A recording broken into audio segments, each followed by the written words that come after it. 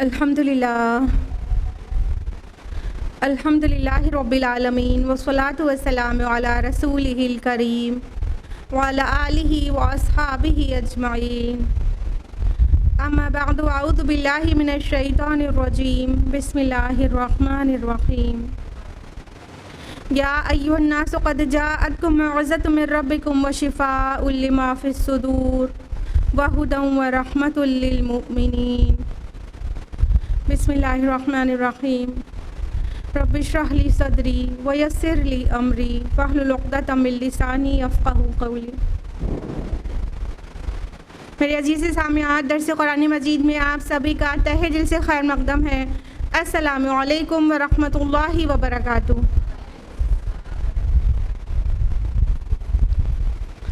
दर्स कुरान में कौन सी सूरह चल रही है? सूरह नूर।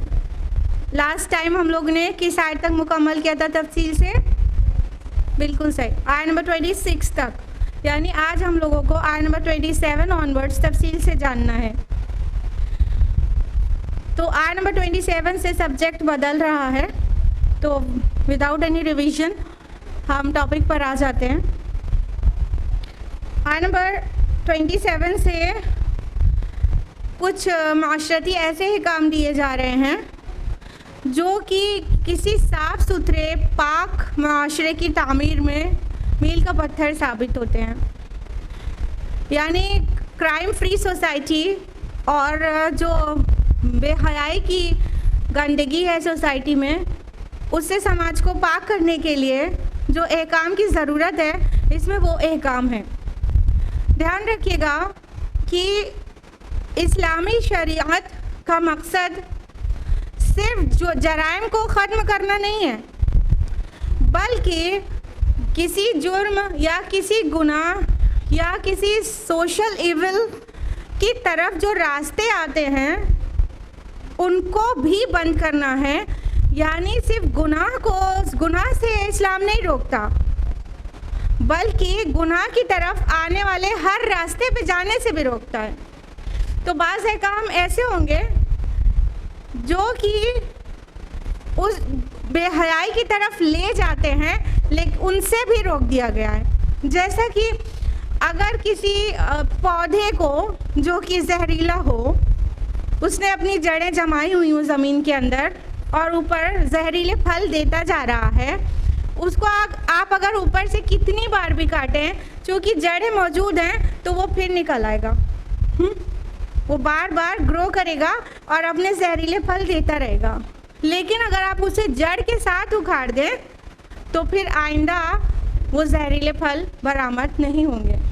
लिहाजा जो इस्लाम का तरीक़ा है वो ये कि बुराई को जड़ से मिटाता है, जिसके लिए न सिर्फ गुनाह से रोका जाता है, बल्कि गुनाह के तरफ आने वाले सारे रास्तों पे जाने से भी रोका जाता है।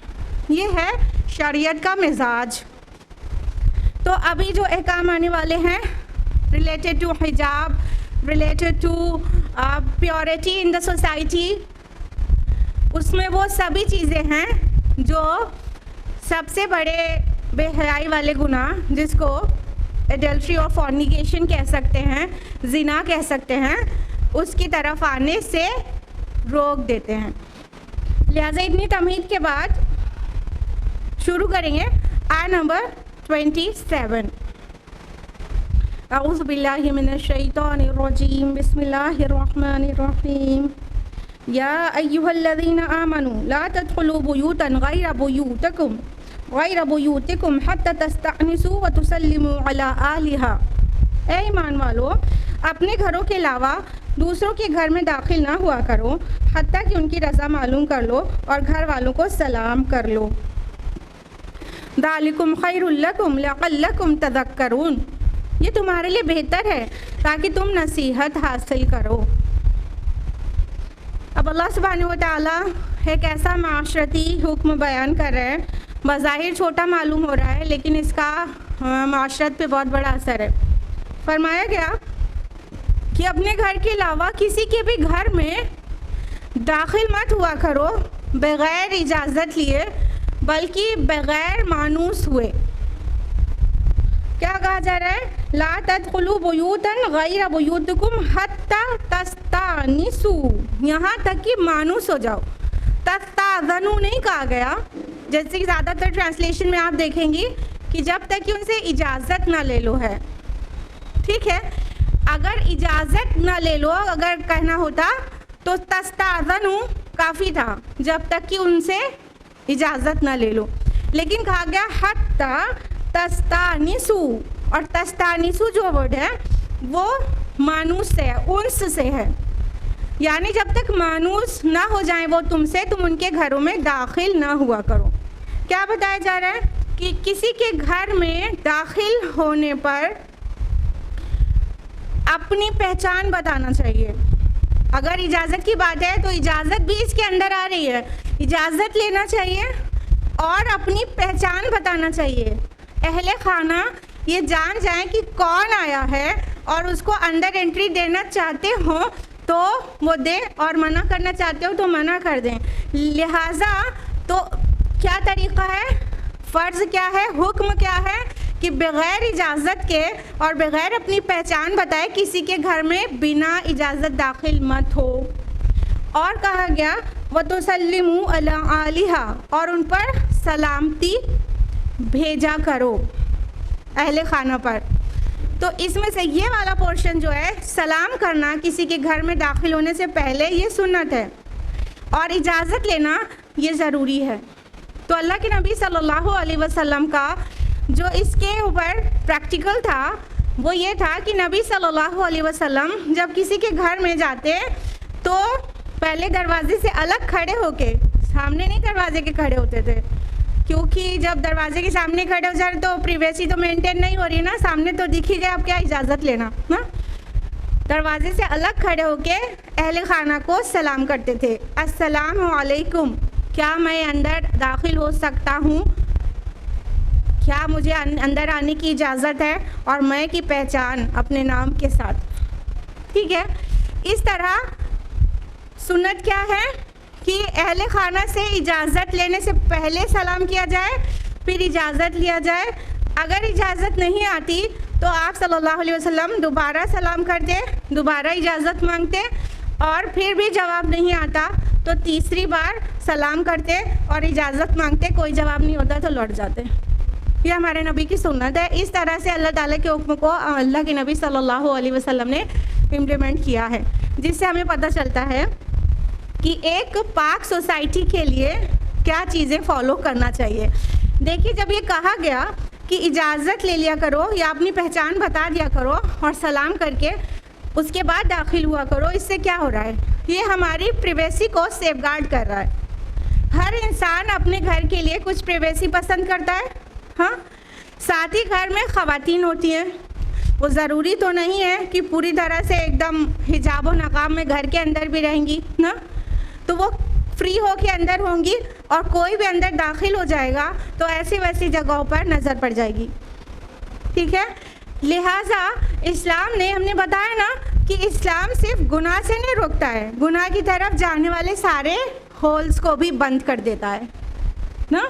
तो अगर हम बिना इजाज़त के किसी के घर में दाखिल होंगे तो बहुत बार ऐसा होगा कि जल्दबाजी में ऐसे जगहों पर किसी के नज़र पड़ जाएगी जिससे दिल में वसवसे पैदा होंगे और गुनाह की तरफ इंसान माइल हो सकता है।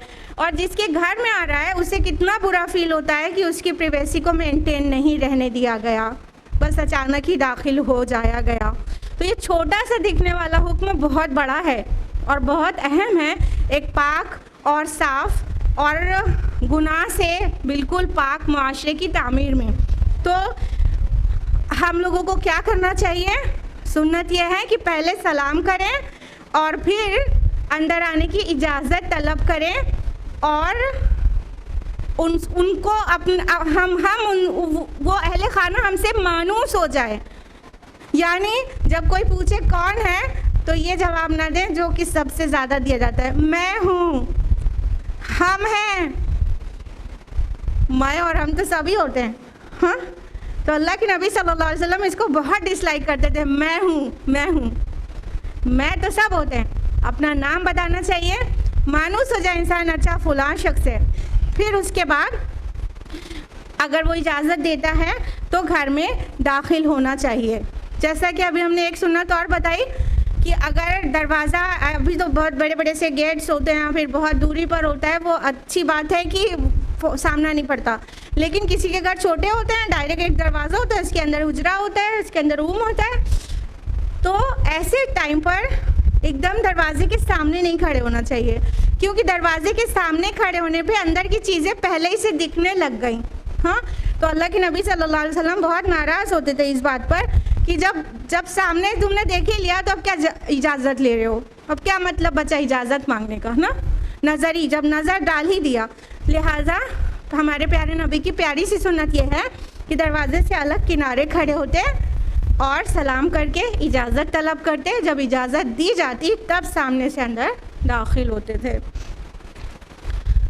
फरमाया ये तुम्हारे लिए बेहतर है ताकि तुम नसीहत हासिल करो, यानी कि ये तुम्हारे लिए बेहतर है, तुम्हारे खुद के लिए भी, और तुम समाज का एक हिस्सा हो, तुम्हारे साथ भी फिर ऐसा ही हुआ करेगा कि लोग इजाज़त लेकर अंदर आएंगे तो तुम्हें अच्छा लगेगा, ठीक है। और जिस चीज़ से मना किया जा रहा है दूसरे के घर में दाखिल होने से, तो वो उससे सामने वाले को तकलीफ़ पहुंचती है और समाज में कई जुर्म पनपने की गुंजाइश है। जैसा कि हमारे सोसाइटी में राइज है कि बिना इजाज़त के लोग अंदर दाखिल हो जाते हैं और फिर दुपट्टा है खातून का कि नहीं है, लड़कियां किस तरह से बैठी हैं किस तरह से नहीं, वो सब पे उनकी नज़र पड़ती है और फिर तरह तरह के वसवास और तरह तरह के गुनाह के ख़यालात दिल में आना शुरू हो जाते हैं।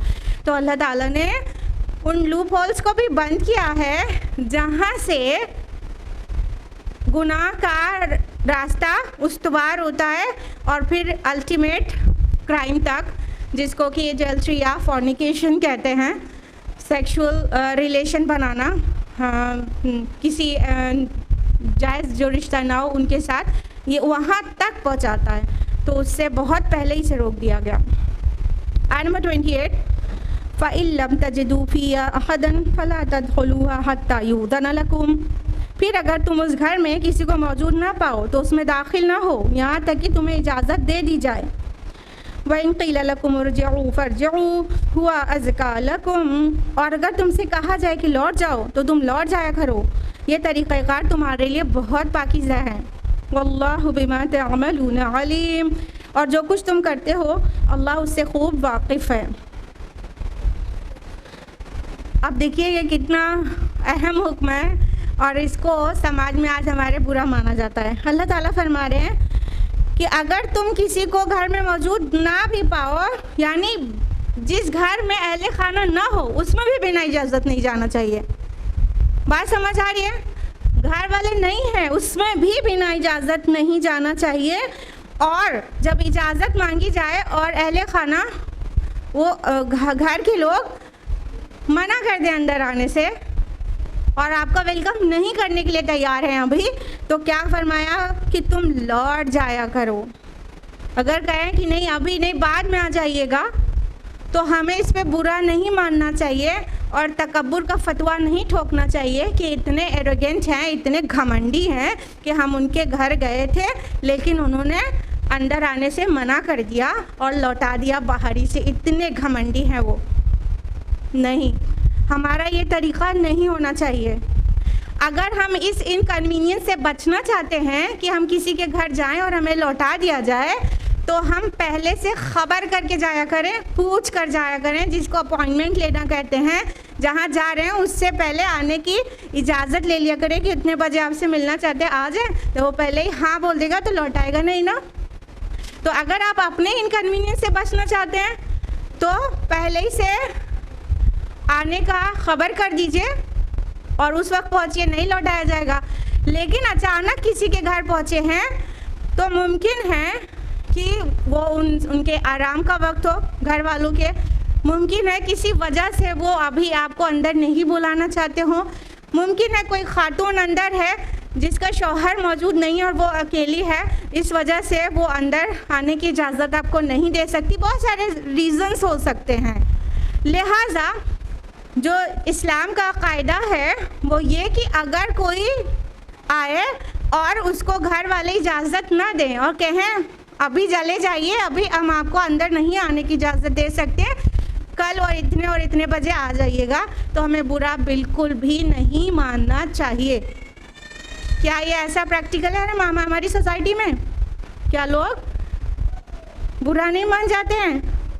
हाँ, कितना ज़्यादा वाला ना। तो हम लोग कोशिश करें, हमें माशरे का हिस्सा होते हैं ना, हम और आपसे मिलकर माशरा बनता है। तो हम बुरा मानना छोड़ें, फिर दूसरे लोगों को भी सिखाएं कि ये आदाब हैं। और अगर इन आदाब को फॉलो नहीं किया गया तो क्या होगा कि बहुत फसाद हो सकता है। अब एक औरत है, उसके नंदोई आ गए, उसके नंद के शौहर, उसके लिए नामहरम है ना, शौहर घर में मौजूद नहीं है। तो उसने कह दिया कि भाई साहब अभी नहीं है, आप बाद में आ जाइएगा। तो अगर हम बुरा मानेंगे तो उसके ऊपर प्रेशर आएगा ना, तो वो अंदर बुला सकती है। फिर डर के मारे कि बुरा लगेगा, पूरे ख़ानदान पूरे ससुराल में कहानियाँ बन जाएंगी और बहुत बुरा माना जाएगा कि बताओ तुम्हारे नंद के शौहर, तुम्हारे शौहर के बहनोई आए थे और तुमने वापस कर दिया। जब बुरा माना जाएगा तो इस प्रेशर में मुमकिन तौर पर औरत अंदर बुला लेगी। फिर क्या होगा? दो के बीच तीसरा कौन होता है? शैतान होता है। लिहाजा हमें बुरा नहीं मानना चाहिए। ये कुरान लग रहा है छोटी सी बात है ना, कुरान ने इस बात को जगह दी है। अल्लाह ताला ने हुक्म दिया है कि तुम्हें क्या करना चाहिए, तुमसे कहा जाए लौट जाओ तो लौट जाया करो, लौट जाया करो। साहबा बगैर बुरा माने और रसूलुल्लाह सल्लल्लाहु अलैहि वसल्लम बगैर बुरा माने लौट जाते थे और बुरा नहीं माना करते थे। और कहा गया वल्लाहु बिमा तअमलून अलीम, और जो कुछ तुम करते हो अल्लाह उससे खूब वाकिफ़ है। यानी किसी ने मना क्यों किया है, अल्लाह जान रहा है ना कि तकब्बुर की वजह से मना किया है, कि इसलिए मना किया है कि उसकी कोई जेन्युइन रीज़न था ना, मजबूरी थी उसकी, वो तो अल्लाह ताला जान रहे हैं ना। तुम कौन होते हो जजमेंटल होने वाले? अल्लाह ताला जान रहा है। और जब तुम लौट कर जा रहे हो तो बुरा माने हो कि नहीं माने हो दिल में, वो भी अल्लाह ताला जान रहे हैं। अल्लाह ताला जानते हैं, तुम्हें जो हुक्म दिया जा रहा है तुम मान जाओ बस। आयत नंबर 29, लैसा अलैकुम जुनाहुन अन तदखुलू बुयूतन गैर मस्कूनतिन फीहा मताउल लकुम, उसमें तुम्हारे लिए कोई हर्ज नहीं कि तुम गैर रिहायशी घरों में चले जाओ जिनमें तुम्हारे लिए कुछ सामान हो। वल्लाहु यअलमु मा तुबदून व मा तक्तुमून, और अल्लाह खूब जानता है जो कुछ तुम जाहिर करते हो और जो कुछ तुम छुपाते हो। अब किन घरों में बग़ैर इजाज़त के दाखिल होने की परमिशन दी गई? जो गैर रिहायशी घर हैं, जिसको हम पब्लिक प्लेसेस कहते हैं। कोई शॉप हो गई, कोई डिपार्टमेंटल स्टोर हो गया, कोई मार्केट प्लेस हो गई, कोई गोडाउन हो गया, कोई पार्क हो गया। जो पब्लिक प्लेसेस हैं उस पर इजाज़त की ज़रूरत नहीं है, क्योंकि सोसाइटी का यही एटिकेट है ना। ऐसी जगह पे जो खुली पड़ी हैं और कोई भी आ सकता है तो वहाँ इजाज़त लेने की ज़रूरत नहीं है। तो किसी दुकान में बाहर खड़े होकर सलाम करके इजाज़त मांगते तभी जाना, ऐसा नहीं कहा जा रहा है। ठीक है, ये पब्लिक प्लेस है, वहाँ पर बिना इजाज़त के तुम जा सकते हो और इससे तुम्हें कोई भी गुनाह नहीं है कि तुम बिना इजाज़त के ऐसे पब्लिक प्लेसेस पर चले जाओ। और अल्लाह ताला फरमाते हैं अल्लाह जानता है ना जो कुछ तुम छुपाते हो और जो कुछ तुम जाहिर करते हो। यानी कि अल्लाह ताला तुम्हारे सारे अमाल से बाखबर है कि तुम किस तक़वा के साथ और किस शौक़ के साथ अल्लाह ताला के एक काम को मान रहे हो, या कौन सी चीज़ तुम्हें बुरा लग रही है और दिल के अंदर छुपाए हुए हो, ये सब अल्लाह ताला जानते हैं। तो ये जो एहकाम है ये हमारी प्राइवेसी को कितना सेफगार्ड कर रहे हैं कि बिना परमिशन के किसी के घर में नहीं दाखिल हो सकते। अगर कोई रिटर्न कर दे कि आप मत आओ, आज कल आ जाना, तो ये उसको पूरा हक हासिल है कि घर आए मेहमान को वापस कर दे कि वो दूसरे दिन आ जाए और आज नहीं आए और इस वक्त नहीं आए। तो ये भी हमारी प्राइवेसी को कितना सेफगार्ड कर रहा है। हाँ, इस्लाम इतनी छोटी छोटी सी बात पर भी, जो छोटी लग रही है, बोलता है, लेकिन कहाँ पे इजाज़त दे दी गई? जहाँ पे एक्चुअली कोई ऐसे वे में बैठता रहता ही नहीं है जो कि जो प्राइवेसी वाला मैटर है। जैसे शॉप्स हैं, गोडाउन्स हैं और ऐसी पब्लिक प्लेसेस हैं कोई भी, तो पब्लिक प्लेसेस पे तो ऐसे में नहीं रहता ना इंसान जैसे में किसी का सामना करना पसंद नहीं करे। तो वहाँ पर खुली छुट्टी है कि वो इंसान पब्लिक प्लेसेस पे बिना परमिशन के अंदर दाखिल हो सकता है। ये सारी चीज़ें क्या हैं, ये रोक रही हैं उस बड़े गुनाह से जो समाज में गंदगी फैलाते हैं। लिहाजा कुरान हकीम में कहा गया है ना, सूरह बनी इसराइल सूरह नंबर 17 आयत नंबर 32 में, वला तक़रबुज़्ज़िना, और जिना के करीब भी मत जाओ। ये नहीं कहा गया डू नॉट कमिट एडल्ट्री, जिना मत करो, बल्कि कहा गया जिना, फॉर्निकेशन या एडल्ट्री, ये इसके करीब भी मत जाओ। तो ये जो चीज़ें हैं ना वो जिना के, एडल्ट्री के और बेहयाई के और इनडिसेंसी के करीब ले जाती हैं। तो वो जो चीज़ बहुत देर के बाद उस गुनाह में तब्दील हो जाएगी उसको बहुत पहले से रोक दिया गया है। जब कोई मिनिस्टर किसी शहर में मूव कर रहा होता है तो जिस क्रॉसिंग पे से उसे गुजरना होता है, क्या ट्रैफिक पुलिस उसी क्रॉसिंग पे खड़े होके ट्रैफिक को रिपेल करती है? नहीं ना, उससे पहले आने वाले हर क्रॉसिंग पे ट्रैफिक पुलिस होती है, वहाँ से डाइवर्ट करती है। यानी जहाँ पे सिचुएशन को हैंडल करना है उससे एक चौराहा पहले हैंडल किया जा रहा है, तब वहाँ पे कोई नहीं आ रहा। ठीक है, इस्लाम का मिजाज ये है, जिस गुनाह से बचाना इस्लाम को मकसूद है, दैट इज़ इनडिसेंसी, एडल्ट्री और फॉर्निकेशन, उससे बचाना, बेहयाई से बचाना, पूरे समाज में गंदगी फैलने से बचाना मकसूद है। तो उस तरफ आने वाले सारे रास्तों को एक चौराहा पहले ब्लॉक कर दिया गया है। तो यानी अब इतना बड़ा गुनाह तो नहीं होगा जब हर छोटे उसकी तरफ आने वाली हर चीज़ को बंद कर दिया गया। लिहाजा इससे हमारी प्राइवेसी सेफगार्ड हो रही है और हम अचानक से किसी नामहरम पे एक्सपोज होने से बच रहे हैं। ऐसे लोगों से जिनके सामने में नहीं जाना चाहिए, वो डायरेक्ट हमारे घर में बिना इजाज़त के नहीं आ रहे हैं और सामने से नज़र नहीं पड़ जा रही है, तो हम उतने बड़े गुनाह तक पहुंचने के सारे रास्ते ब्लॉक कर दिए गए, सील पैक कर दिए गए। और जहाँ पे मसला ये नहीं है, जैसे पब्लिक प्लेसेस के लिए ना आयत नंबर 29 में क्लियर किया गया कि पब्लिक प्लेसेस पे आप बिना परमिशन के जा सकते हो। एकदम साफ शरीयत के मिजाज समझ में आ गया ना। पब्लिक प्लेसेस पे इंसान फ्री होके नहीं रहता है ना, जिस वे में रहना उसे नॉर्मल है किसी के सामने, उस वे में ही बैठता है, वहाँ कोई प्राइवेसी नहीं चाहता पब्लिक प्लेसेस पे ना, तो वहाँ पे बिना इजाज़त के जाया जा सकता है। ये है इस्लाम, ये है अल्लाह ताला का कानून। आयत नंबर 30, कुल लिल मुमिनीना यग़ुद्दू मिन अब्सारिहिम व यहफ़ज़ू फ़ुरूजहुम। ऐ नबी सल्लल्लाहु अलैहि वसल्लम, मोमिनों से कहिए कि वो अपनी निगाहें बचा कर रखें और अपनी शर्मगाहों की हिफाजत करें। ज़ालिका अज़्का लहुम, ये उनके लिए ज़्यादा पाकीज़ा है। इन्नल्लाह ख़बीरुम बिमा यस्नऊन, यकीनन अल्लाह बाखबर है उससे जो कुछ वो करते हैं। अब देखिए ये हिजाब की आयत आ गई मर्दों के लिए। तसलसल से साफ पता चल रहा है कि हिजाब के पर्दे के जो अहकाम हैं वो समाज में पाकी बनाने के लिए हैं, प्योरिटी और क्राइम फ्री सोसाइटी की बिल्डिंग के लिए हैं। इसलिए हिजाब के अहकाम है, ना कि किसी को, ह्यूमन बीइंग को, अल्लाह के बंदे बंदियों को सताने के लिए। और बहुत वावेला किया जाता है ना कि औरतों को हिजाब का हुक्म क्यों दिया गया है और मर्दों को क्यों नहीं दिया गया है।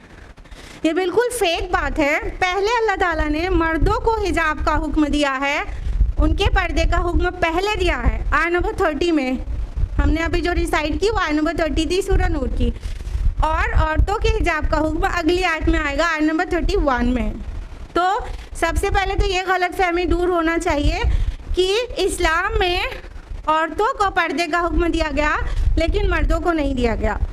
अभी हम आपको ये भी बताएंगे कि 1 डिग्री में मर्दों को ज़्यादा दिया गया है पर्दे का हुक्म, उतना सख्त औरतों के लिए नहीं है एक पॉइंट ऑफ व्यू से। ठीक है, आयत नंबर 30 में क्या कहा गया?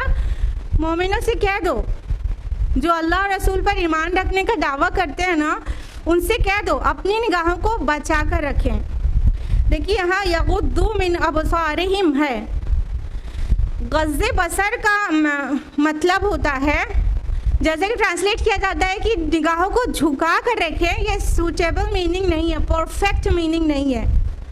गज़्ज़े बसर का मतलब होता है कि निगाहों को किसी ऐसे वैसे मकामात पर पड़ने से बचाना, टकटकी मार के घूर के देखने से रुकना, ठीक है, निगाहों को बचा कर रखना, कोई डिस्ट्रक्शन से बचाना, ठीक।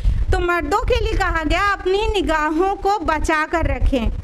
ये मर्द का हिजाब है कि वो किसी खातून की हुस्न से लुत्फ़अंदोज़ होने के लिए उसे ना देखे। अब अचानक नज़र जब पड़ जाएगी तो वो माफ़ है। अल्लाह के रसूल सल्लल्लाहु अलैहि वसल्लम ने फरमाया, ए अली, पहली नज़र माफ़ है लेकिन दूसरी जायज़ नहीं है, ठीक है। अचानक नज़र पड़ जाएगी तो फ़ौरन अपनी निगाहों को लोवर कर देना चाहिए। देखिए जो कहा जाता है गज़्ज़े बसर निगाहों को बचा कर रखें, तो बचती यूजुअली लोअर करने से ही है, हाँ, निगाहों को हटा लें, झुका लें, इसलिए ट्रांसलेट कर दिया जाता है। वरना मकसद है निगाहों को बचाना, हर वक्त नीचे देखते रहना और ऊपर देखना ही नहीं और जाके किसी गाड़ी से टकरा जाना, ये नहीं कहा गया है ना। क्या कहा गया है कि जब ऑपोजिट जेंडर के साथ मुलाकात हो तो नज़र को ऐसा संभाल के रखें कि ऐसी वैसी जगह पे ना पड़े और लुत्फ़अंदोज़ होने के लिए ना देखें। मतलब ये भी नहीं कहा गया है कि अपनी निगाहों, मतलब औरत को कभी देख ही नहीं सकता, नज़र पड़ जाए कि देख सकता है लेकिन नज़र हटा ले, ताकि दिमाग में शैतान कोई बुरे ख़यालात ना डाले। इससे पहले कोई बुरे ख़यालात है, नज़र नीचे हो जानी चाहिए, नज़र झुका लेनी चाहिए, नज़र को बचा लेना चाहिए, ठीक है। और रसूलुल्लाह सल्लल्लाहु अलैहि वसल्लम ने सहाबा के ऊपर इसका प्रैक्टिकल करके दिखाया है। एक बार रसूलुल्लाह सल्लल्लाहु अलैहि वसल्लम के साथ उसामा इब्न ज़ैद थे और एक बार एक और सहाबी थे, अब्दुल्ला इब्न अब्बास के भाई। तो एक खातून, एक लड़की एक मसला पूछने आ गई, तो एक रिवाज में उसामा रज़ियल्लाहु अन्हु और दूसरी रिवाज में है कि इब्न अब्बास के भाई, वो उसकी तरफ देखने लगे। तो रसूलुल्लाह सल्लल्लाहु अलैहि वसल्लम ने उसका चेहरा ऐसे पकड़ कर दूसरी तरफ घुमा दिया। यानी मर्दों को ये ज़्यादा ताकीदी बड़ा हुक्म है कि वो औरतों को ना देखें लज्जत के लिए। यही वो पॉइंट है जिसके मुतालिक हम आपसे कह रहे थे कि एक पॉइंट पर तो अल्लाह ताला की तरफ से मर्दों को ज़्यादा बड़ा हुक्म है हिजाब का औरतों से। तो औरतों का मर्दों को देखना, उन पर नज़र पड़ जाए या उनको देखना, वो सारी अहादीस को जमा करेंगे, जब कुरान के एहकाम प्लस सारी अहादीस को जमा करेंगे तो महसूस ये होगा कि औरतों को मर्दों को देखना उतना बड़ा जुर्म नहीं है जितना मर्दों को औरतों को देखना है। नज़र डालने पर ऑपोजिट जेंडर में औरतों को और मर्दों पे नज़र डालना, उसको शरीयत ने उससे कम तरह से मना किया है, लेकिन मर्द किसी औरत को, किसी लड़की को वो देखें या घूरें, इसको ज़्यादा ताकीद के साथ बहुत स्ट्रांगली मना किया है। तो अब हिजाब का बड़ा हुक्म, पहला जो हुक्म है बड़ा ज़्यादा किसके ऊपर है? मर्दों के ऊपर है। मर्दों को पर्दे का पहले हुक्म दिया गया है कि वो औरत की ब्यूटी से लुत्फ़अंदोज़ होने के लिए उसे टकटकी बांध के ना निहारे और एक नज़र पड़ने के बाद हटाए और फिर दूसरी इंटेंशनली ना डाले, ठीक है। इससे क्या होगा कि शैतान को मौका नहीं मिलेगा कोई आगे के गुनाह के बारे में सोचने और दिल में ख्याल डालने का, क्योंकि जो नज़र है ना, ये शैतान के जहर के बुझे हुए तीरों में से एक तीर है। सबसे पहला जुर्म जो होता है वो नज़र से ही होता है। अगर इंसान नज़र ही ना डाले, नज़र भर के किसी को देखे ही ना, तो उसके मुतालिक जो है बहुत सारे ख्यालात आ जाएंगे। क्या उसको अपने सपनों का शहज़ादा समझ लेगा क्या कोई, या अपनी मतलब ख्वाबों की शहज़ादी कोई सोचने लगेगा क्या, जब नज़र भर के देखा भी नहीं ना। तो नज़र डालना और फिर उसके बारे में ख़याल आना उसके बाद ही मुमकिन है। और फिर आज के ज़माने के हिसाब से देखें तो व्हाट्सएप चैटिंग और फिर कॉल और फिर मुलाकात और फिर शॉपिंग और फिर ज़िना, ये it leads to fornication, it leads to illegitimate sex. नज़र ही नहीं डालेंगे तो वहाँ तक पहुँचेंगे ही नहीं, कभी भी नहीं पहुँचेंगे। क्या कहा कि अपनी निगाहों को बचा कर रखें और अपनी शर्मगाहों की हिफाजत करें। मतलब they have to guard their private parts. Men मर्दों को अपने प्राइवेट पार्ट्स को गार्ड करना चाहिए, यानी अपनी बीवी या ममलूका के अलावा किसी के साथ वो इस्तेमाल ना हो। मर्दों को ताकीद की गई, ये उनकी चास्टिटी है, ये उनका पर्दा है। अच्छा ज़रा सोचिए, किसी सोसाइटी में, किसी कंट्री में, किसी शहर में कोई सारे मर्द नज़र झुकाए रहते हो, मतलब औरतों को इंटेंशनली नहीं देखते हो, वहाँ अमन का क्या हाल होगा ज़रा तसव्वुर करिए। ख़वातीन कितनी फ्री होकर, कितना सिक्योर होकर समाज में निकल सकेंगी अपनी ज़रूरियात के लिए। ये सिखाता है इस्लाम, पाकबाजी, प्योरिटी इन द सोसाइटी। ये कैसे आएगी? जब ये इन अहकाम पर अमल करेंगे। तो पहले मर्दों को हुक्म दिया गया कि वो अपनी निगाहों को बचा कर रखें, औरतों को नहीं निहारें और अपने प्राइवेट पार्ट्स को गार्ड करें। ये उनके लिए ज़्यादा पाकीज़ा है तरीक़ा। हाँ, अल्लाह ताला सप्रेस नहीं करते हैं ना। ठीक है, इंसान के अंदर जिनसी ख्वाहिश है, हाँ, वो सेक्सुअल डिज़ायर सबके अंदर है। इनफैक्ट चूँकि ऑपोजिट जेंडर में अट्रैक्शन और सेक्सुअल डिज़ायर सबके अंदर है, इसीलिए तो चीज़ों को लिमिट किया गया है, उसको चैनलाइज किया गया है। तो उसके सेक्सुअल डिज़ायर्स को पूरा करने के लिए उसकी बीवी है ना, बीवी के लिए शौहर है ना। इस्लाम ये टीच नहीं करता कि मोनास्टिसिज्म की तालीम नहीं देता कि जाओ जंगलों में चले जाओ, पहाड़ों पे चले जाओ और वो बन जाओ, वो सारी दुनिया छोड़ दो और मोनास्ट बन जाओ। नहीं, अपनी बीवी, अपने शौहर के साथ ज़िंदगी गुजारो और अपने सेक्सुअल डिज़ायर्स को भी पूरा करो, लेकिन अनलॉफुली नहीं पूरा करो। इससे समाज में गंदगी फैलती है और समाज पुरअमन नहीं रह पाता, ख़वातीन सिक्योर नहीं रह पाती और उनको कई तरह के जराइम का सामना करना पड़ता है। हाँ, तो अगर इस्लामी क़वानीन किसी सोसाइटी में पूरे के पूरे इम्प्लीमेंट हो जाएं तो क्या हो, वो सोसाइटी क्राइम फ्री हो जाए।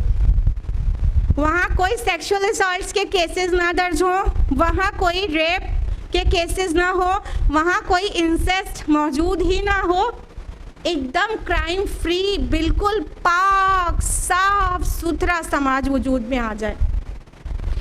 फरमाइन अल्लाह खबीरुम बिमा यस्नऊन, यकीनन अल्लाह बाखबर है उससे जो कुछ वो करते हैं।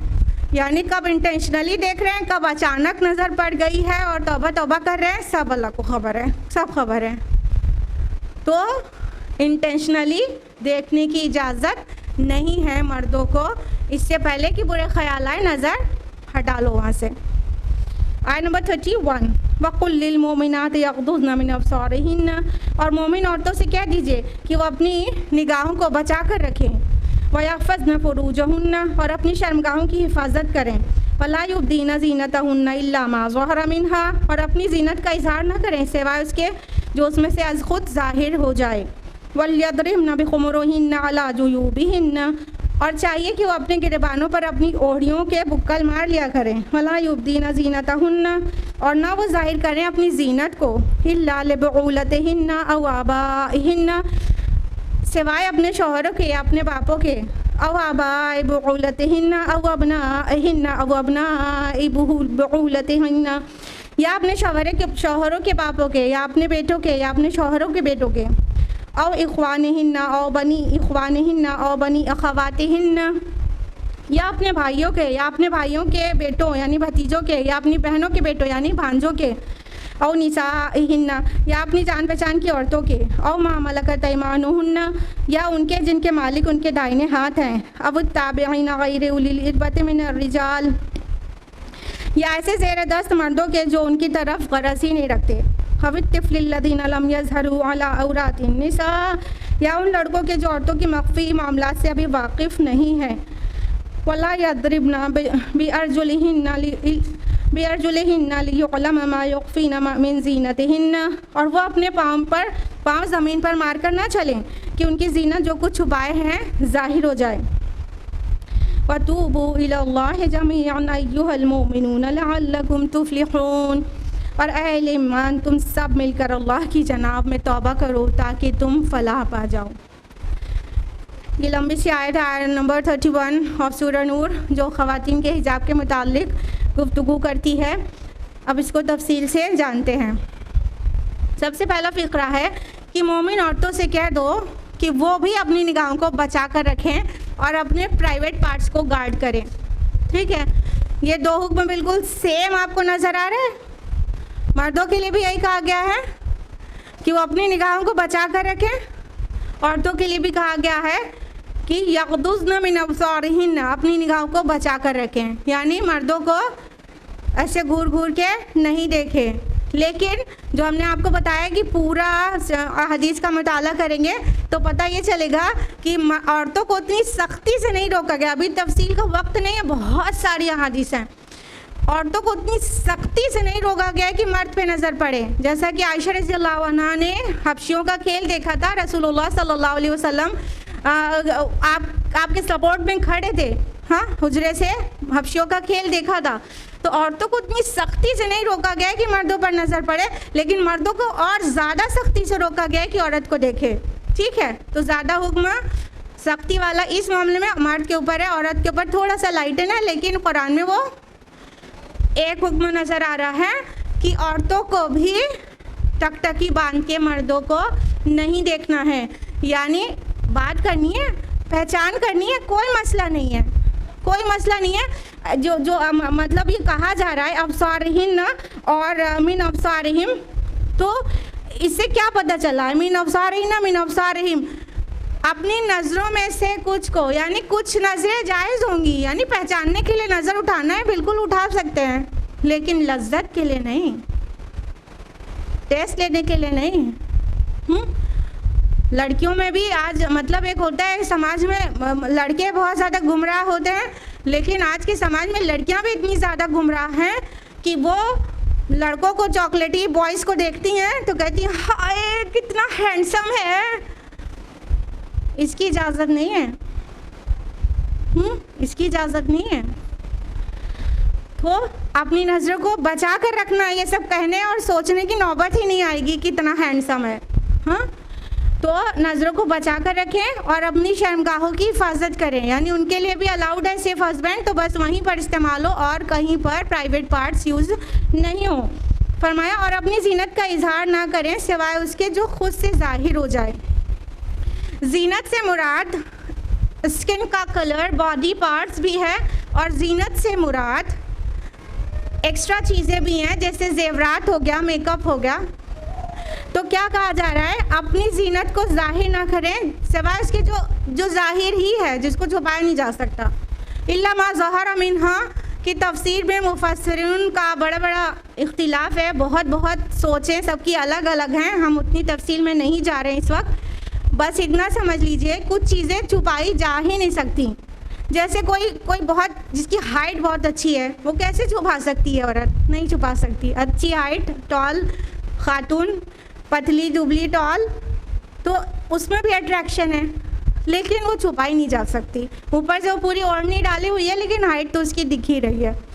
इल्ला मा ज़हरा मिन्हा, सिवाय जो खुद ब खुद जाहिर है, या तो फिर वो जो ओढ़नी से अपने को कवर किया हुई है उसके ऊपर कोई कवर तो ले नहीं सकती, वो ओढ़नी भी एक औरत की जिस्म पर जाकर जीनत दे रही है ना, जिसको जिल्बाब कहा गया है। ठीक है, सूरह अहज़ाब के नंबर 59 में, तो वो जिल्बाब भी ओढ़े हुई है, लेकिन वो जिल्बाब भी अच्छी लग रही है, तो उसका वो कुछ नहीं कर सकती ना। या हवा चली और थोड़ी सी जिल्बाब थोड़ा सा हिजाब उड़ गया और थोड़ी सी जीनत कपड़ों की जाहिर हो गई, उसके लिए वो कुछ नहीं कर सकती ना। लिहाजा ये इस्तिस्ना दिया गया है, एक्सेप्शन इल्ला मा ज़हरा मिन्हा, जो खुद ब खुद जाहिर है, उसके अलावा बाकी जीनत को वो जाहिर नहीं करे। यानी औरतों के लिए अलाउड नहीं है कि वो अपने हुस्न को गैर मर्दों के सामने नुमाइश करें, बल्कि जो सत्र है वो ढका रहे। सत्र क्या है औरत का? ये चेहरा और ये कलाई के बाहर तक का हाथ, इतना हाथ और चेहरा, और डिफरेंस ऑफ ओपिनियन के साथ ये पैर का बाहर का हिस्सा, टखने से बाहर, टखने से नीचे उतना हिस्सा, बस इतना जिस्म छोड़ के बाकी पूरा जिस्म एक्सटेंट है, सत्र है। तो ये क्या होना चाहिए? ये कवर्ड होना चाहिए। एक बात तो ये हुई। दूसरी बात, उस पर जो जीनत इख्तियार की गई है वो भी कवर्ड होना चाहिए। तीसरी बात, अब ये जो चेहरा है ना, इस पर भी बहुत मेकअप शिकअप किया हुआ है, या ये हाथ की हथेली है, इसमें डिफरेंस ऑफ ओपिनियन भी नहीं है। चेहरे के नकाब में तो डिफरेंस ऑफ ओपिनियन है, आप लोग खुद स्टडी कर लीजिएगा, लेकिन हाथ पे तो डिफरेंस ऑफ ओपिनियन भी नहीं है कि ये सत्र के बाहर खुला रह सकता है, लेकिन इस पर मेहंदी लगा ली और न जाने कितना जीनत इख्तियार कर ली, नगीने वाली बहुत सारे फिंगर रिंग्स पहन ली, और तो वो भी कवर्ड होना चाहिए अकॉर्डिंग टू स्कॉलर्स। ठीक है, तो अपनी जीनत को किसी के सामने जाहिर ना करें। मकसद क्लियर है ना? ताकि समाज में पाकबाजी और इफ़्फ़त हो, ना कि समाज में गंदगी हो। जब औरत ज़ेबो ज़ीनत के साथ ब्यूटीफाई होके सड़कों पर निकलती है, पार्टीज़ में जाती है, क्लब्स में जाती है, तो उसके मुतालिक क्या क्या कहा जाता है और क्या क्या गंदी बातें की जाती हैं वो सुन लें औरतें, तो फिर शायद है कि वो घर से निकलना ही छोड़ते हैं। ऐसी ऐसी बातें मर्द लोग ऐसी गंदी निगाहों के, गिद्ध और जानवरों जैसी निगाहों से देखकर ऐसी ऐसी बातें करते हैं। तो लिहाजा हम उनका तो कुछ नहीं कर सकते, अपना ही कर सकते हैं। लिहाजा अपने जीनत को जाहिर ना करें। हमने क्या किया कि हमने जीनत को जाहिर नहीं करना का वो छोड़ दिया, हिजाब का मतलब सत्रपोशी समझ लिया। सबसे पहली चीज़ तो यही कि सत्र ढका हुआ होना चाहिए, और हिजाब को मतलब सत्रपोशी समझ लिया, और जिसकी वजह से सत्रपोशी के लिए कहा गया था, जिसकी वजह से हिजाब के काम है, वो वजह को फरामोश कर दिया। और हमने क्या किया कि अब हम देखेंगे कई जगह पार्टीज़ में और कई पब्लिक प्लेसेस पर लोग हेड कवर कर लेते हैं। ठीक है, हेड कवर हो गया, ये नेक कवर हो गई, ठीक है फ़ाइन, लेकिन उसके साथ इतनी जीनत इख्तियार किए रहते हैं कि वो और भी ज़्यादा हसीन दिखती है। तो मकसद है फितने का सद्देबाब। मकसद ये नहीं है कि क्या चीज़ खुला है, क्या चीज़ दिख रहा है। हर एक काम का, हुक्म का मकसद है फितनों का सद्देबाब। तो हिजाब का मतलब ये नहीं है कि हम बहुत सारे सत्र तो ढके हुए हैं, लेकिन इतना सुंदरी बन के घूम रहे हैं कि उसमें भी बहुत हसीन लग रहे हैं। और फितनों का सद्देबाब ऐसे तो नहीं हो सकता है। ठीक है, तो don't kid your self my beloved sister, don't kid your selves. कि हम खाली सत्रपोशी को हिजाब कहते हैं, दिस इज़ नॉट हिजाब एट ऑल। हाँ, ये सत्र ढका हुआ है, लेकिन दिस इज़ नॉट हिजाब, दिस इज़ नॉट इस्लामिक हिजाब। इस तरह है तो अभी भी बहुत अट्रैक्टिव लग रहे हैं, और समाज में जब जा रहे हैं तो गंदी निगाहों से नहीं बच पा रहे हैं। हाँ, और कभी हम कैमल हेम्प हिजाब लगाते हैं, पीछे पूरा का पूरा पफ लगाकर उसको ऊंचा करके हिजाब लगा लेते हैं, हेड कवर कर लेते हैं। ये कैमल हेम्प हिजाब, कैमल हेम्प हेयर स्टाइल बिल्कुल अलाउड नहीं है। ठीक है, बाल को लोवर करके झाड़ना चाहिए और ऊंचा, बहुत ऊंचा नहीं बनाना चाहिए। इन सभी चीज़ों को हमें ख्याल रखना होगा, तब जाके समाज में इफ़्फ़त और पाकदामनी आ पाएगी और प्योर सोसाइटी हमें मिल पाएगी, अदरवाइज़ नहीं। आगे कहा गया वल्यद्रिमना बिखुमुरहिन्ना ला जुयूबिहिन्ना, और उन्हें चाहिए कि अपनी गिरोबानों पर अपनी ओढ़नियों का बुक्कल मार लिया करें।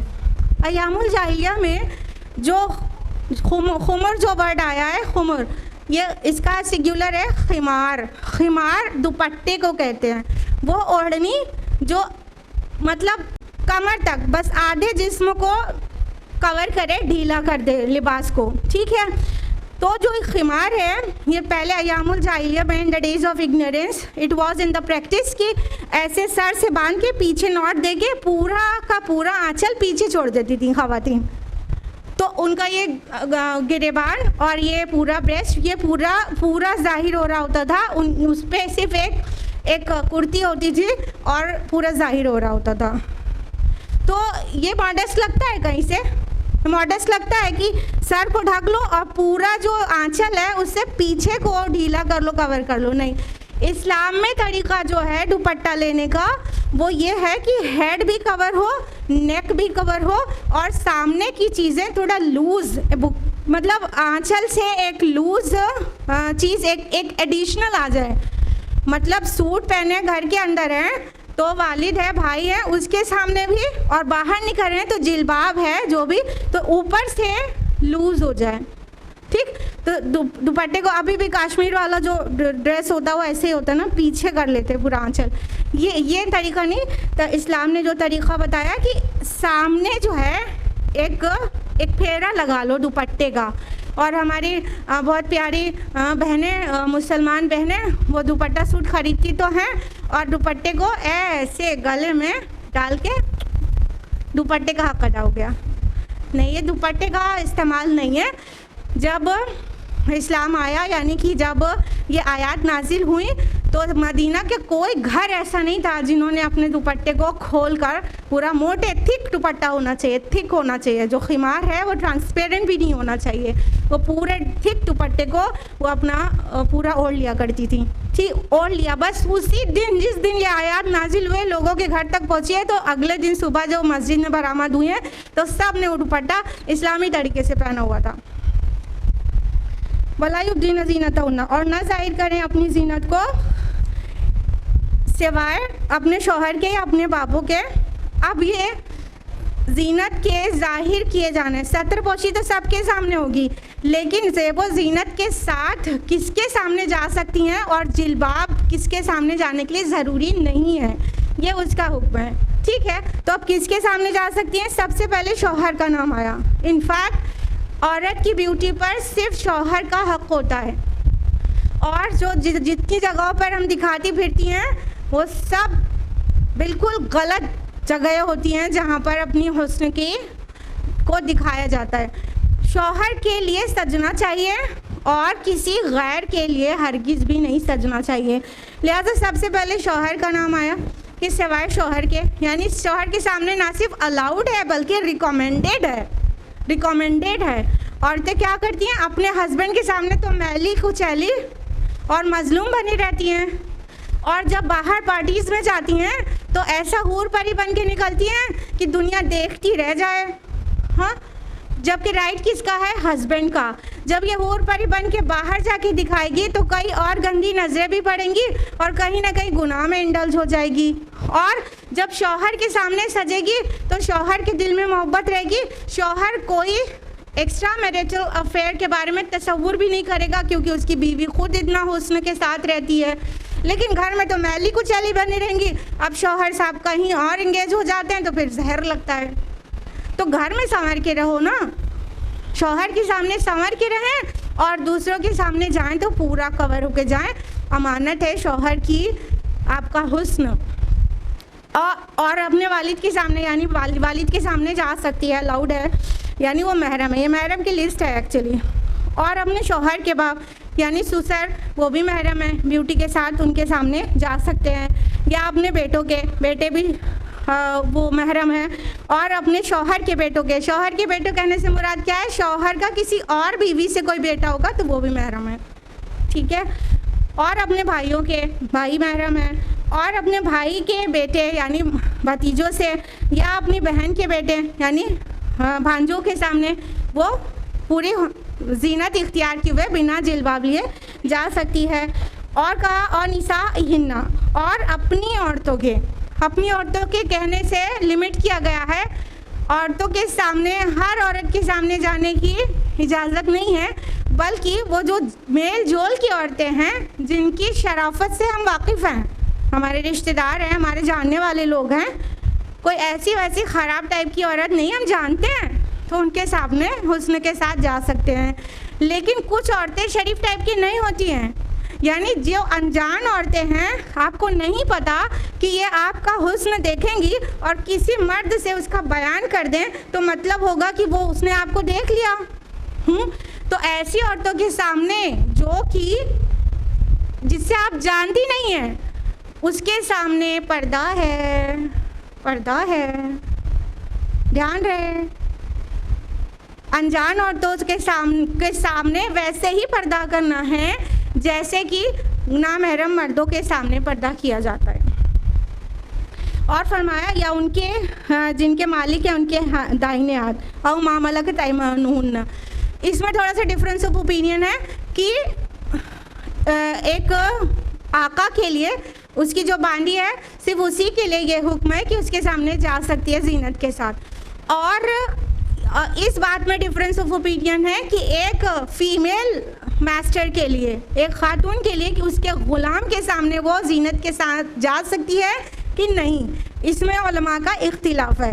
ठीक है, कुछ स्कॉलर्स कहते हैं कि एक खातून अपने ग़ुलाम के सामने, ग़ुलाम ध्यान रहे ये औमा मलका तैमानुन कहा गया है, मतलब राइट हैंड पॉजिस, तो वो जो ग़ुलाम है, खादिम नहीं, आज के खादिम नहीं, आज के वेटर्स नहीं, और घर में एक से एक स्मार्ट खादिम रख लें सर्वेंट्स, वो नहीं, कि कौन ग़ुलाम। तो इसमें डिफरेंस ऑफ ओपिनियन है स्कॉलर्स के नज़दीक कि एक खातून अपने ग़ुलाम के सामने जीनत के साथ जा सकती है या नहीं जा सकती है। आगे कहा गया या ऐसे ज़ेरदस्त मर्द जो उसकी तरफ कोई गर्ज नहीं रखते। देखिए, मर्दों में से कौन एक्सेप्शन है जिनके सामने जीनत के साथ जा सकते हैं? दो चीज़ बताई गई है। अभी ताबेईना, एक तो वो ताबे हों, घर में कोई जैसे एक नस्ल दर नस्ल नौकर होते हैं, उनका वालिद पहले नौकर था, फिर उनका बेटा नौकर है, ठीक है, एक तो वो ताबे हों, ज़ेर दस्त हों। दूसरा गैर उलिल इर्बा, यानी वो किसी किस्म की हाजत ज़रूरत ना रखते हो, यानी ऐसे बुद्धू किस्म के मर्द नौकर जो औरतों की तरफ बिल्कुल अट्रैक्ट नहीं होते हैं, या तो उनकी सेक्सुअल डिज़ायर्स ही नहीं है, या तो फिर वो इतना ज़्यादा सप्रेस होके रहते हैं कि घर में जो औरतें हैं उनकी तरफ बुरी नज़र से देखने की हिम्मत ही नहीं कर सकते। ठीक है, ये दोनों बात होनी चाहिए।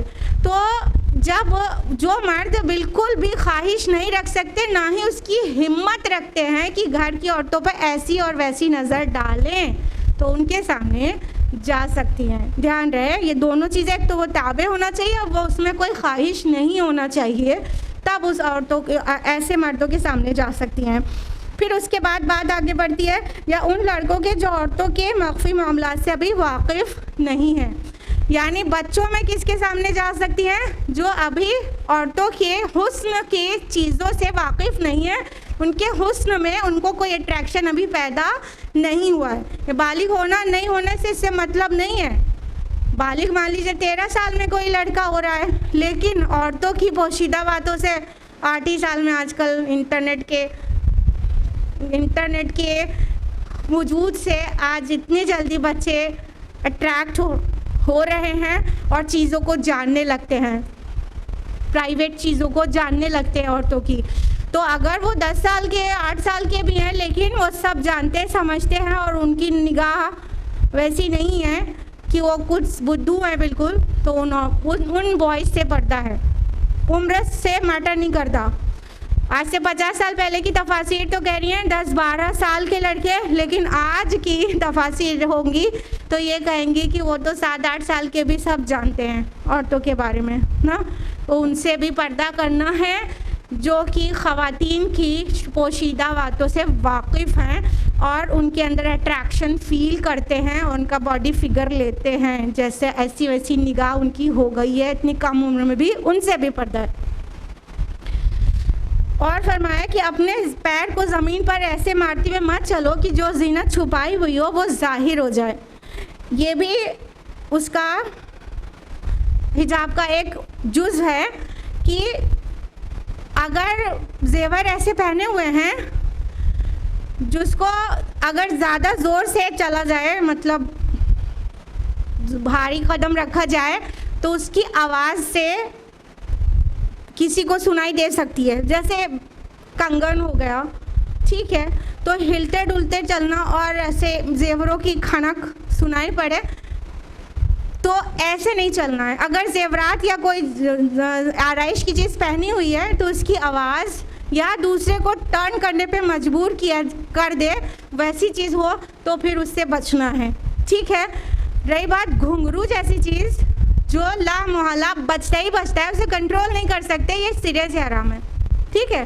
घुंघरू के बारे में हदीस है कि जिस जेवर का आवाज़ आप रोक ही नहीं सकते, वो जो नागरा में घुंघरू लगा के घूमते हैं, पायल में घुंघरू लगा के दुल्हनिया घूमती है, हाँ, छम छम करती हुई चलती है, कैसे शरीफ इंसान को भी पलटने पे मजबूर कर देती है। तो घुंघरू तो सिरे से नहीं अलाउड है, और कोई जेवर जो ज़्यादा ज़ोर से चलेंगे तो बजेगा और फिर अच्छा खासा शरीफ इंसान ऐसे पलट के देखेगा और अट्रैक्ट हो सकता है। औरत की हर अदा में हुस्न है, तो वो उस तरह से चलना नहीं है, या तो उसको छुपा के रखना है कि वो उसको ज़ाहिर ना हो, दूसरे पे अट्रैक्शन ज़ाहिर ना हो। और इसी तरह खुशबू का भी हुक्म है। खुशबू में ना आवाज़ है ना कुछ है, लेकिन जो उसकी स्मेल है वो बहुत अट्रैक्ट करती है, तो औरत खुशबू लगा के बाहर नहीं जाएगी। और फरमाया कि और तुम सब मिलकर अल्लाह की जनाब में तौबा करो ताकि तुम फलाह पाओ। ये सारे पाकबाजी के काम देने के बाद फिर भी तौबा करने के लिए कहा गया, क्योंकि फिर भी कुछ ना कुछ गलती हो जाएगी, इसलिए तौबा भी बहुत करो ताकि तुम कामयाब हो जाओ, आखिरत में तुम कामयाब हो जाओ।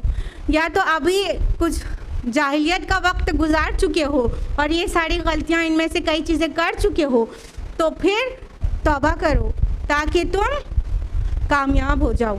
तो जो पीछे गुनाह हो गया उसकी तौबा करें और हिजाब पे बेहतर से बेहतर प्रैक्टिस करने की कोशिश करेंगे, वो करते रहें, लेकिन फिर भी कुछ कमी रह जाएगी, इसलिए तौबा साथ में करना है।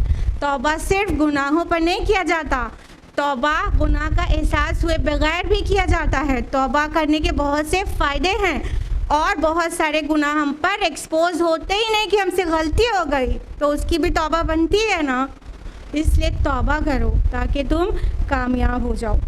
आयत नंबर 31 तक हुआ है, आयत नंबर 32 ऑनवर्ड्स इंशाल्लाह नेक्स्ट वीक। आज के लिए इतना ही। अल्लाह ताला से दुआ है कि वो हम सभी को इफ़्फ़त और पाक दामनी महफूज रखने और हिजाब और हया के तमाम तकाज़ों को फॉलो करने और शरीयत को अपनी ज़िंदगी में नाफिज करने की तौफ़ीक़ अता फ़रमाए, आमीन। व आखिरु दावाना अनिल हम्दुलिल्लाहि रब्बिल आलमीन। वस्सलामु अलैकुम व रहमतुल्लाहि व बरकातुहू।